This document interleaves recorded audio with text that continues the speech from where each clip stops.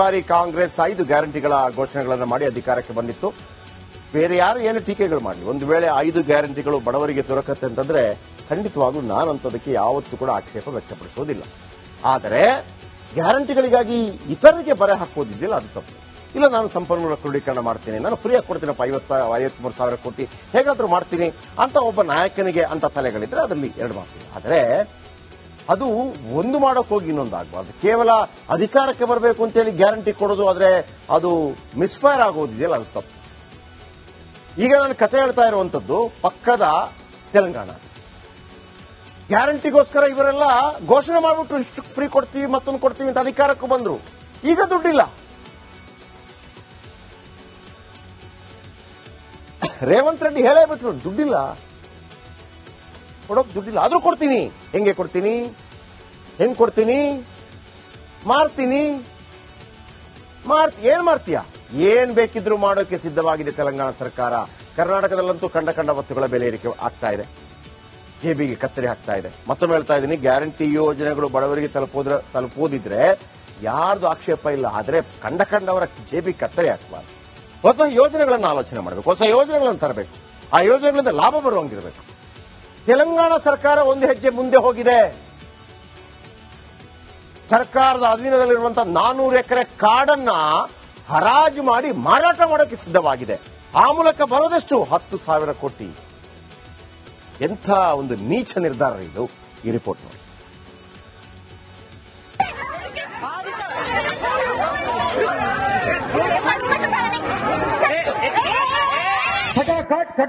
खटाखट उनके bank account में जाएगा. ಗ್ಯಾರಂಟಿ ಕೊಡ್ತೀವಿ ಅಂತ ತೆಲಂಗಾಣದಲ್ಲೂ ಅಧಿಕಾರಕ್ಕೆ ಬಂದ ಕಾಂಗ್ರೆಸ್ಸಿಗರು ಇದೇನ್ ಮಾಡ್ತಿದ್ದಾರೆ ನೋಡಿ. ಇವರ ಕಟಾಕಟ್ ಪ್ರಯೋಗಕ್ಕೆ ಕಾಡು ನಾಶವಾಗ್ತಾ ಇದೆ. ಕಾಡು ಪ್ರಾಣಿಗಳ ಆರ್ತನಾದ ಕಾಂಕ್ರೀಟ್ ಗೋಡೆ ಕಿವಿಗಪ್ಪಳಿಸುತ್ತಿದೆ. ಐಟಿ ಕೇಂದ್ರಕ್ಕಾಗಿ 400 ಎಕರೆ ಅರಣ್ಯ ನಾಶ. ವಿದ್ಯಾರ್ಥಿಗಳ ಪ್ರತಿಭಟನೆಗೆ ಕೊನೆಗೂ ಜಯ. ಜೀವರಾಶಿಯನ್ನು ನಾಶ ಮಾಡುವ ಅಧಿಕಾರವನ್ನ ಪ್ರಕೃತಿ ನಮಗೆ ನೀಡಿಲ್ಲ. ನಮಗಿರುವುದು ಪ್ರಕೃತಿಯ ಮಡಿಲಲ್ಲಿ ಬದುಕುವ ಅಧಿಕಾರ ಮಾತ್ರ.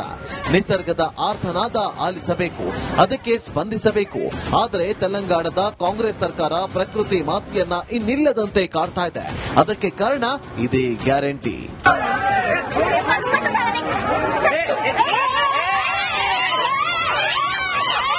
ಹೈದರಾಬಾದ್ ಕೇಂದ್ರ ವಿಶ್ವವಿದ್ಯಾಲಯದ ಬಳಿಯ 400 ಎಕರೆ ಭೂಮಿಯನ್ನ ಹರಾಜಿಗೆ ಇಡಲು ತೆಲಂಗಾಣ ಸರ್ಕಾರ ಮುಂದಾಗಿದೆ. ಆ ಮೂಲಕ 10,000 ಕೋಟಿಗೆ ಗಳಿಸೋದಕ್ಕೆ ನಿರ್ಧಾರ ಮಾಡಿದೆ. ಕಾಂಗ್ರೆಸ್ ಸರ್ಕಾರದ ಈ ನಡೆ ವಿದ್ಯಾರ್ಥಿಗಳು ಮಾತ್ರವಲ್ಲ, ಪರಿಸರವಾದಿಗಳನ್ನು ಕೆರಳಿಸಿದೆ. ಇದೇ ಕಾರಣಕ್ಕಾಗಿ ದೊಡ್ಡ ಮಟ್ಟದ ವಿರೋಧ ವ್ಯಕ್ತವಾಗಿದೆ. ಆದರೆ ಇದ್ಯಾವುದಕ್ಕೂ ಬಗ್ಗದ ಅಲ್ಲಿನ ಸರ್ಕಾರ ನೂರಾರು ಜೆಸಿಬಿಗಳನ್ನ ತಂದು ಇಡೀ ಭೂಮಿಯಲ್ಲಿದ್ದಂಥ ಮರಗಳನ್ನ ಕಿತ್ತು ಹಾಕಲು ಯತ್ನಿಸಿದೆ.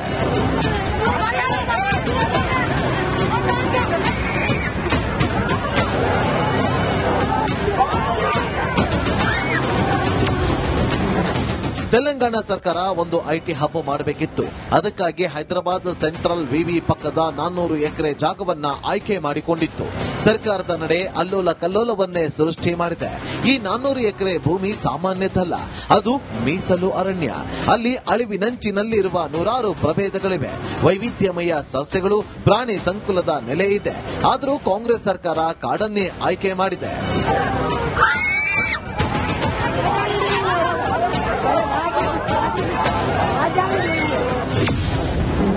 ವಿದ್ಯಾರ್ಥಿಗಳ ಹೋರಾಟಕ್ಕೆ ಸಿಕ್ತು ಜಯ. ಸರ್ಕಾರದ ನಡೆಗೆ ತೆಲಂಗಾಣ ಹೈಕೋರ್ಟ್ ತಡೆ ನೀಡಿದೆ. ಇನ್ನು ಸುಪ್ರೀಂ ಕೋರ್ಟ್ ಕೂಡ ಪ್ರದೇಶದಲ್ಲಿನ ಮರಗಳನ್ನ ಕಡಿಯಲು ನಿಷೇಧ ಹೇರಿದ್ದು ತೆಲಂಗಾಣ ಹೈಕೋರ್ಟ್ ರಿಜಿಸ್ಟ್ರಾರ್ನಿಂದ ವರದಿ ಕೇಳಿದೆ.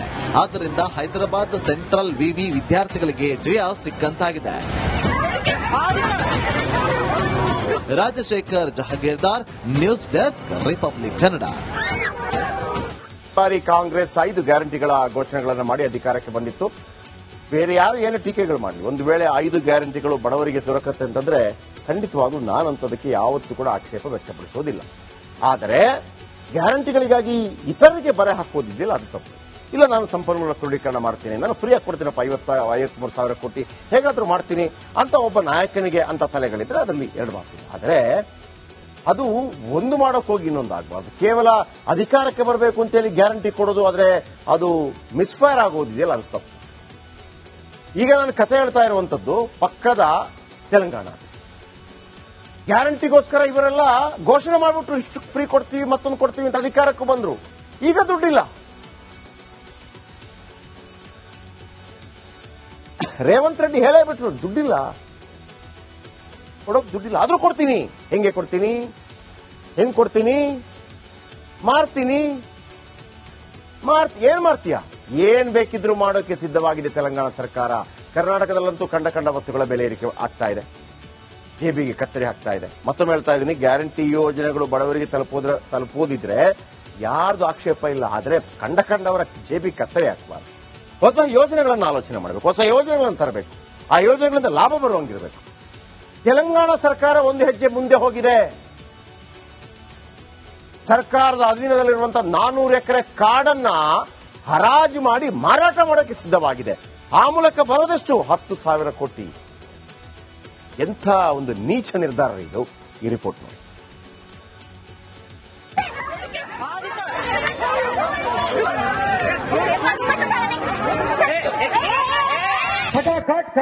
खटाखट उनके बैंक अकाउंट में जाएगा. ಗ್ಯಾರಂಟಿ ಕೊಡ್ತೀವಿ ಅಂತ ತೆಲಂಗಾಣದಲ್ಲೂ ಅಧಿಕಾರಕ್ಕೆ ಬಂದ ಕಾಂಗ್ರೆಸ್ಸಿಗರು ಇದೇನ್ ಮಾಡ್ತಿದ್ದಾರೆ ನೋಡಿ. ಇವರ ಕಟಾಕಟ್ ಪ್ರಯೋಗಕ್ಕೆ ಕಾಡು ನಾಶವಾಗ್ತಾ ಇದೆ. ಕಾಡು ಪ್ರಾಣಿಗಳ ಆರ್ತನಾದ ಕಾಂಕ್ರೀಟ್ ಗೋಡೆ ಕಿವಿಗಪ್ಪಳಿಸುತ್ತಿದೆ. ಐಟಿ ಕೇಂದ್ರಕ್ಕಾಗಿ 400 ಎಕರೆ ಅರಣ್ಯ ನಾಶ. ವಿದ್ಯಾರ್ಥಿಗಳ ಪ್ರತಿಭಟನೆಗೆ ಕೊನೆಗೂ ಜಯ. ಜೀವರಾಶಿಯನ್ನು ನಾಶ ಮಾಡುವ ಅಧಿಕಾರವನ್ನ ಪ್ರಕೃತಿ ನಮಗೆ ನೀಡಿಲ್ಲ. ನಮಗಿರುವುದು ಪ್ರಕೃತಿಯ ಮಡಿಲಲ್ಲಿ ಬದುಕುವ ಅಧಿಕಾರ ಮಾತ್ರ. ನಿಸರ್ಗದ ಆರ್ತನಾದ ಆಲಿಸಬೇಕು, ಅದಕ್ಕೆ ಸ್ಪಂದಿಸಬೇಕು. ಆದರೆ ತೆಲಂಗಾಣದ ಕಾಂಗ್ರೆಸ್ ಸರ್ಕಾರ ಪ್ರಕೃತಿ ಮಾತೆಯನ್ನ ಇನ್ನಿಲ್ಲದಂತೆ ಕಾಡ್ತಾ ಇದೆ. ಅದಕ್ಕೆ ಕಾರಣ ಇದೇ ಗ್ಯಾರಂಟಿ.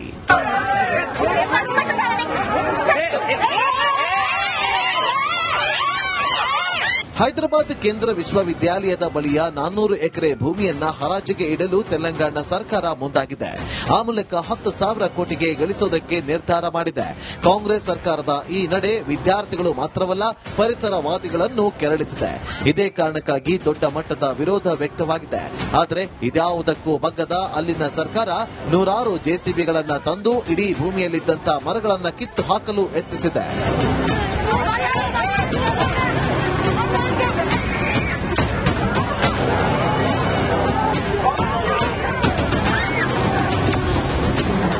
ತೆಲಂಗಾಣ ಸರ್ಕಾರ ಒಂದು ಐಟಿ ಹಬ್ ಮಾಡಬೇಕಿತ್ತು.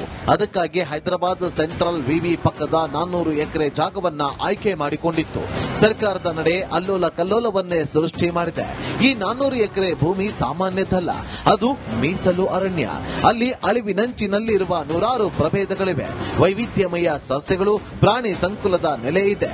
ಆದರೂ ಕಾಂಗ್ರೆಸ್ ಸರ್ಕಾರ ಕಾಡನ್ನೇ ಆಯ್ಕೆ ಮಾಡಿದೆ.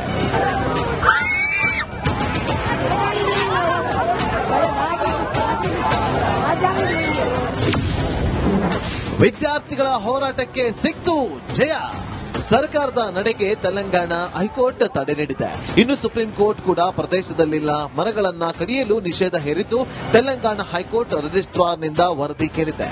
ಆದ್ದರಿಂದ ಹೈದರಾಬಾದ್ ಸೆಂಟ್ರಲ್ ವಿವಿ ವಿದ್ಯಾರ್ಥಿಗಳಿಗೆ ಜಯ ಸಿಕ್ಕಂತಾಗಿದೆ. Rajashekhar Jahagirdar, news desk, Republic Kannada.